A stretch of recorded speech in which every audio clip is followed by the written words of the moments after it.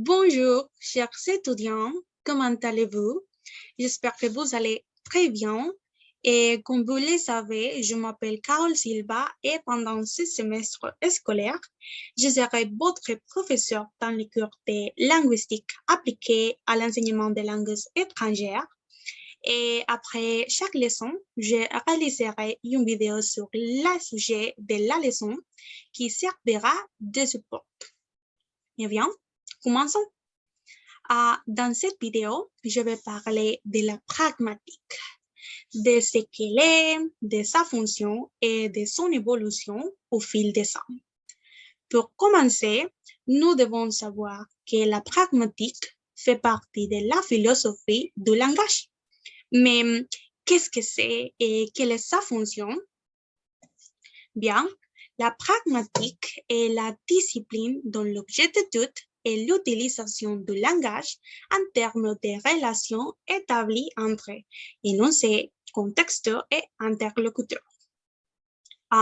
Aussi, on peut dire que la pragmatique a été fondée par le philosophe Charles Murray en 1938, qui considérait la pragmatique comme l'une des trois dimensions qui composent la sémiose.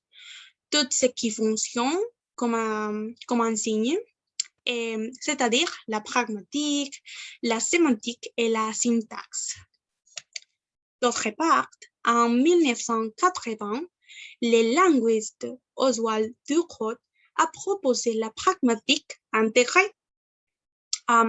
Il a dit qu'un énoncé était traité en fonction de ses informations linguistiques et situationnelles.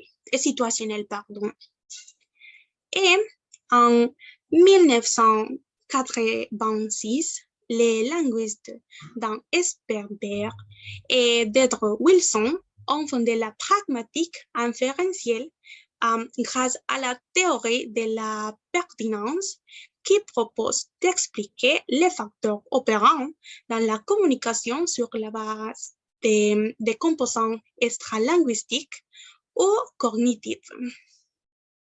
Aussi, dans les années 1990, la pragmatique interactionniste a émergé, qui était une union de différents courants philosophiques, sociologiques et linguistiques.